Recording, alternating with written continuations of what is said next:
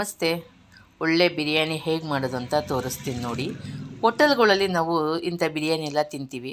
ಆ ಬಿರಿಯಾನಿ ನಾವು ಹೋಟ್ಲಿಗೆ ಹೋಗಿ ಯಾಕೆ ತಿನ್ನಬೇಕು? ಮನೆಯಲ್ಲೇ ಮಾಡ್ಕೋಬೋದಲ್ವಾ ಸಿಂಪಲ್ಲಾಗೆ. ಇಲ್ಲಿ ನಾನು ಚಿಕನ್ ತೊಗೊಂಡಿದ್ದೀನಿ, 1.5 kgಯಷ್ಟು ಚಿಕನ್ ತೊಗೊಂಡಿದ್ದೀನಿ. ಅದಕ್ಕೆ ನಾನು ಸ್ವಲ್ಪ ಉಪ್ಪು, ಮೊಸರು, ಎಣ್ಣೆ, ಸ್ವಲ್ಪ ಅರಿಶಿಣದ ಪುಡಿ ಇಷ್ಟು ಹಾಕಿ ಕಲಸಿ ನೆನೆಯಕ್ಕಿಡ್ತೀನಿ. ಒಂದು 10 ನಿಮಿಷ ಇದನ್ನು ನೆನೆಯಕ್ಕೆ ಬಿಟ್ಟರೆ ನೆಕ್ಸ್ಟು ನಾವು ಸ್ವಲ್ಪ ಪೌಡ್ರ್ ಮಾಡ್ಕೋಬೇಕು. ಅದ್ರ ಜೊತೆಗೆ ಅಕ್ಕಿ ಕೂಡ ಒಂದು 10 ನಿಮಿಷ ನೆನೆಯಕ್ಕಿಡ್ತೀನಿ. ಮಸಾಲೆನೂ ಚಿಕನ್ಗೆ ಉಪ್ಪು ಖಾರನೂ ಉಪ್ಪು ಹಿಡ್ದಿರುತ್ತೆ. ಮತ್ತು ಇದನ್ನು ಅಷ್ಟೇ. ಇದಕ್ಕೆ ನಾವು ಸ್ವಲ್ಪ ಪೌಡ್ರ್ ಮಾಡ್ಕೋಬೇಕು. 1 ಸ್ಪೂನಷ್ಟು ನಾನು ಸೋಂಪು, ಒಂದು ಅರ್ಧ ಸ್ಪೂನ್ ಮೆಣಸು, ಚಕ್ಕೆ, ಲವಂಗ, ಸ್ವಲ್ಪ 1-2 ಪಲಾವ್ ಎಲೆ ಇದಿಷ್ಟೂ ನಾನು ಹುರಿದು ಪುಡಿ ಮಾಡ್ಕೊಂಡಿದ್ದೀನಿ. ಹಾಗೆಯೇ ಅದೇ ಬಾಣಲಿಗೆ ನಾನು 1 ಸ್ಪೂನಷ್ಟು ಎಣ್ಣೆ ಹಾಕ್ಬಿಟ್ಟು ಒಂದು 20-22 ಹಸಿಮೆಣ್ಸಿನ್ಕಾಯಿ ಹಾಕಿದ್ದೀನಿ. ನಾನಿಲ್ಲಿ ಏನಾಗಿದ್ದೀನಿ 1.5 kg ಅಕ್ಕಿ, 1.5 kg ಚಿಕನ್ಗೆ ನಾನಿಲ್ಲಿ ತೊಗೊಂಡಿದ್ದೀನಿ. ನಿಮ್ಮ ಖಾರ ಹೇಗೆ ಬೇಕೋ ನೋಡಿ ತೊಗೊಳ್ಳಿ.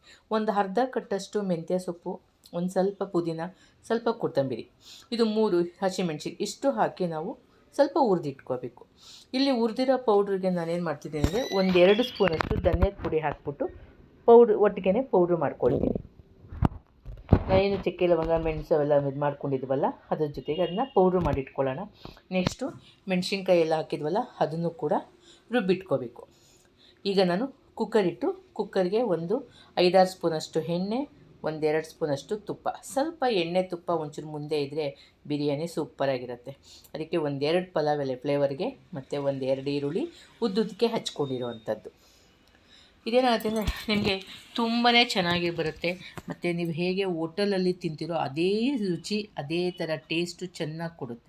ಅದನ್ನು ಸಿಂಪಲಾಗಿ ನಾವು ಮನೆಯಲ್ಲೇ ಮಾಡ್ಕೊಂಡು ತಿಂದಾಗ ತುಂಬ ಖುಷಿಯಾಗುತ್ತೆ. ನಾನು ಈರುಳ್ಳಿ ಜೊತೆಗೆ 1 ಸ್ಪೂನಷ್ಟು ಶುಂಠಿ ಬೆಳ್ಳುಳ್ಳಿ ಪೇಸ್ಟ್ ಹಾಕ್ಕೊಂಡಿದ್ದೀನಿ. ಅದನ್ನು ಕೂಡ ಎಣ್ಣೆಲಿ ಸ್ವಲ್ಪ ಒಂದು ನಿಮಿಷ ಬಾಡಿಸ್ಕೊಂಡು ನಂತರ ಅದಕ್ಕೆ ನೆನೆಸಿಟ್ಕೊಂಡಿರೋವಂಥ ಚಿಕನ್ ಹಾಕ್ಕೊಂಡಿದ್ದೀನಿ.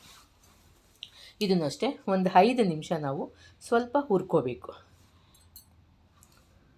ಚಿಕನ್ ಎಣ್ಣೆಯಲ್ಲಿ ಉರಿದ್ರೆ ಸ್ವಲ್ಪ ಹಸಿ ವಾಸನೆ ಹೋಗೋ ತನಕ ಹುರ್ಕೋಬೇಕು. ಅದಕ್ಕೆ ನಾವು ಯಾವುದು ಮೆಣಸಿನ್ಕಾಯಿ ಸೊಪ್ಪು ಎಲ್ಲ ರುಬ್ಕೊಂಡಿದ್ವಲ್ಲ ಅದನ್ನು ಕೂಡ ಹಾಕ್ಕೊಂಡು 1-2 ನಿಮಿಷ ತಿರುಗಿಸ್ಕೊಳ್ಳಿ.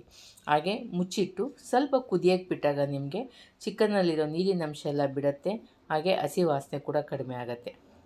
ಜೊತೆಗೆ ನಾವು ಮಾಡಿಟ್ಕೊಂಡಿದ್ವಲ್ಲ ಪುಡಿ ಅಷ್ಟನ್ನು ಕೂಡ ನಾನು ಅದಕ್ಕೆ ಹಾಕ್ಕೊಂಡಿದ್ದೀನಿ. ನಮ್ಗೆ ಎಷ್ಟು ಬೇಕೋ ಅಷ್ಟು ಕೂಡ ಆವಾಗಲೇ ಮಾಡಿಕೊಂಡು ಹಾಕ್ಕೋಬೇಕು. ಫ್ರೆಶ್ಶಾಗಿ ಮಾಡಿ ಹಾಕ್ಕೊಂಡಾಗ ತುಂಬ ಚೆನ್ನಾಗಿರುತ್ತೆ. ನೆನೆಸಿಟ್ಟಿರುವಂಥ ಅಕ್ಕಿನೂ ಹಾಕಿ ಚೆನ್ನಾಗಿ ಮಿಕ್ಸ್ ಮಾಡಿಕೊಂಡು ಅದಕ್ಕೆ ನಾವು ಎಷ್ಟು ನೀರು ಬೇಕೋ ಅದನ್ನ ಬಿಸಿ ನೀರು ಹಾಕ್ಕೊಳ್ಳೋಣ. ಸ್ವಲ್ಪ ನೀರನ್ನ ಬೆಚ್ಚಗೆ ಮಾಡಿ ಹಾಕ್ಕೊಂಡ್ರೆ ತುಂಬ ಚೆನ್ನಾಗಿರುತ್ತೆ, ಬೇಗ ಕುದಿಯುತ್ತೆ ಕೂಡ. ತಣ್ಣೀರು ಹಾಕೋದಕ್ಕಿಂತ ಸ್ವಲ್ಪ ಬಿಸಿ ನೀರು, ಒಂದು ಅಕ್ಕಿಗೆ 2 ನೀರು ಅಳತೆಯಲ್ಲಿ ನಾನು ಹಾಕ್ಕೊಂಡಿದ್ದೀನಿ. ಚಿಕನ್ದು ನಾವು ಜಾಸ್ತಿ ನೀರು ಹಾಕ್ಕೊಳ್ಳೋದು ಬೇಡ, ಯಾಕೆಂದರೆ ಅದರಲ್ಲೇ ನೀರು ಬಿಟ್ಟಿರುತ್ತಲ್ಲ. ಹಾಗಾಗಿ ಒಂದು ಚೂರು ನೀರು ಕಡಿಮೆ ಹಾಕ್ಕೊಂಡ್ರೆ ನಿಮ್ಗೆ ಅನ್ನ ಉದ್ದುದ್ರಿಗೆ ಬರುತ್ತೆ. ಜೊತೆಗೆ ಒಂದು ಅರ್ಧ ನಿಂಬೆ ರಸ ಹಾಕ್ಕೊಂಡಿದ್ದೀನಿ. ರುಚಿಗೆ ತಕ್ಕಷ್ಟು ಉಪ್ಪು ಎಲ್ಲನೂ ಮಿಕ್ಸ್ ಮಾಡಿಕೊಂಡು ಒಂದು ಕುದಿಯೋಕ್ಕೆ ಶುರು ಮಾಡಿದ ಮೇಲೆ ನಾವು ಕುಕ್ಕರ್ ಕ್ಲೋಸ್ ಮಾಡ್ಕೋಬೇಕು. ಇಲ್ಲ ಅಂದರೆ ಮೊದಲೇ ಮುಚ್ಚಿದ್ರೆ ಮಸಾಲೆ ಎಲ್ಲ ಮೇಲೆ ಬಂದುಬಿಡುತ್ತೆ. ಇದನ್ನು 2 ಕೂಗಿಸ್ಕೊಳ್ತೀನಿ. ತಣ್ಣಗಾದ್ಮೇಲೆ ಓಪನ್ ಮಾಡ್ತಾಯಿದ್ದೀನಿ. ನೋಡಿ ಹೇಗಿದೆ ಕಲ್ಲರ್ ನೋಡ್ತಿದ್ದಾಗೆ ಗೊತ್ತಾಗುತ್ತೆ. ಹೋಟೆಲಲ್ಲಿ ನಾವು ತಿನ್ನೋ ಥರನೇ ಇದು ಕಾಣಿಸ್ತಾ ಇದೆ ಅಲ್ವಾ ನೋಡೋದಕ್ಕೆ.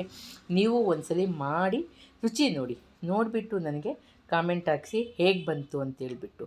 ಸೂಪರಾಗಿರುತ್ತೆ, ತುಂಬ ಚೆನ್ನಾಗಿರುತ್ತೆ. ಇದನ್ನು ತಿನ್ನೋಕ್ಕೆ ನಾವು ಹೋಟೆಲ್ಗೆ ಹೋಗ್ಬೇಕಾ? ಮನೆಯಲ್ಲೇ ನಾವೇ ಮಾಡ್ಕೊಂಡು ತಿಂದರೆ ಎಷ್ಟು ಚೆನ್ನಾಗಿರುತ್ತೆ ಅಲ್ವಾ. ಸಿಂಪಲ್. ಇದಕ್ಕಾಗೆ ತುಂಬ ಮಸಾಲೆಗಳು ಹಾಕಿ ತುಂಬ ಕೆಲಸನೂ ಏನಿಲ್ಲ. 10 ನಿಮಿಷದಲ್ಲಿ ನಾವು ಕುಕ್ಕರ್ಗೆ ಹೋಗುತ್ತೆ. 10 ನಿಮಿಷ ಕಾದರೆ ಸಾಕು. ಒಳ್ಳೆ ಬಿರಿಯಾನಿ ಸಂಡೇ ಸ್ಪೆಷಲ್ ಬೆಳಗಿನ ಮಾರ್ನಿಂಗ್ ತಿಂಡಿಗೆ. ಫ್ರೆಂಡ್ಸ್, ನಿಮ್ಗೆ ಇಷ್ಟ ಆದರೆ ಒಂದು ಲೈಕ್ ಕೊಟ್ಟು ಸಬ್ಸ್ಕ್ರೈಬ್ ಮಾಡಿ. ಹಾಗೆಯೇ ಹೊಸದು ನೋಡ್ತಿದ್ದರೆ ಲೈಕ್ ಕೊಟ್ಟು ಸಬ್ಸ್ಕ್ರೈಬ್ ಮಾಡಿ ಫ್ರೆಂಡ್ಸ್. Thank you. ನನ್ನ ಚಾನಲ್ನ ನೋಡ್ತಾಯಿರಿ.